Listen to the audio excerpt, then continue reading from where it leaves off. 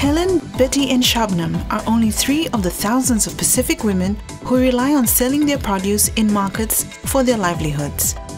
In the Pacific, between 75% and 90% of all market vendors are women. Recognizing the importance of markets in the lives of Pacific women, the United Nations Entity for Gender Equality and the Empowerment of Women, known as UN Women, established a project in 2014 called Markets for Change, or M4C. Supported by the Australian Government, the Government of Canada, and in partnership with UNDP, the Markets for Change project addresses 4 key outcome areas to improve the lives of market vendors in the Pacific. One of those key areas was in ensuring more gender responsiveness and accountability in local governments. High percentages of market vendors in the Pacific are women. Despite this, market managers previously gave very little consideration to the special needs of women vendors.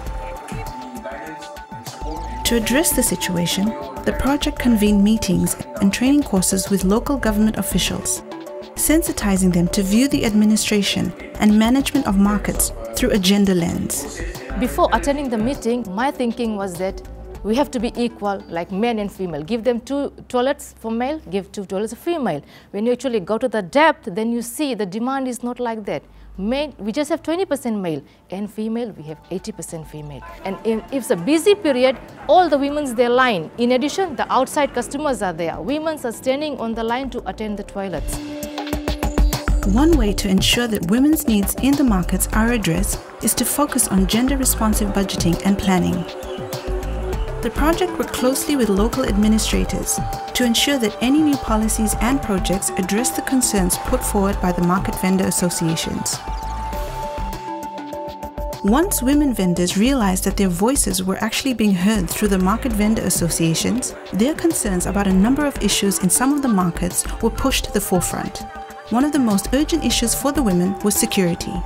Since when my association me form, cat still inside. Municipal na ting lo mi vla na ting plus and one security can stop watch lo mi vla lo night. Or man oli stop pot oli steal money lo oli steal kakai lo mama lo market. Pe kokonaya since last year oli just stop realize him na mi look na ya now. Since municipal the association to vla.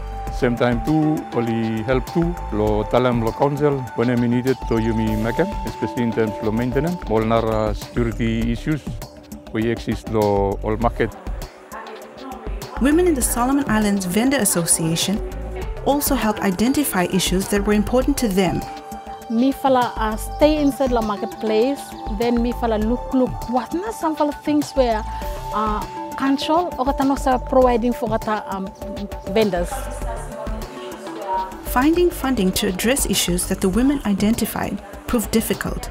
Some vendor associations, though, found their own way to help their members with money issues. One of the objectives of the association is to a retail shop. We have in mind that inside the retail shop, we will start a savings scheme. Other women, other place for put him selling block kita. Other opportunity for investing land block kita for him grow. Other we can borrow money from me fala too. Where me call him lending scheme, where anyone him like him capital money for starting marketplace him save kamlo mi fala. One fala na a lending scheme where me save give him out $1,000. Lo security blow red money. Traditional shell money in the Solomon Islands has great value locally and can sometimes be used as collateral. After 2 months or same time, or pay back, or return him red money block, and or continue with him. So for him 1.5 years now since operation him start, and or get into savings.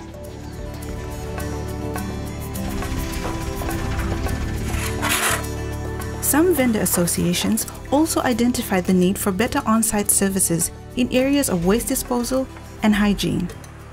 Key challenges in the market, waste management and one pala big key challenge in the market. Like for example, currently market no garam any dump site. So even the public complain about the waste. I think through vendors association, if oketa looking na inside the market, if there is a need, hem liaise together with the market management, then mi fala do na waste management campaign.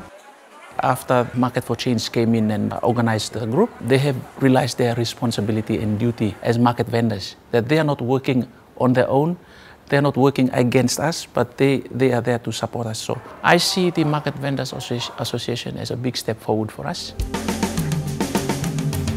Market vendor associations help address some of the barriers that women vendors face. The market vendors work closely with market management to ensure issues such as security, sanitation, hygiene, and other issues get prioritized.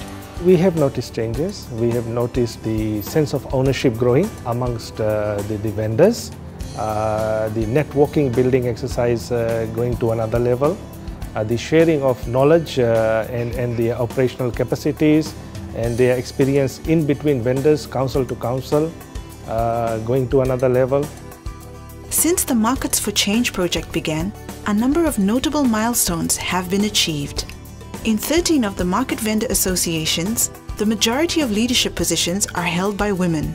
Over 2,500 women have been trained on financial literacy and better business practices. Over 1,000 women have been trained on improved agricultural productivity.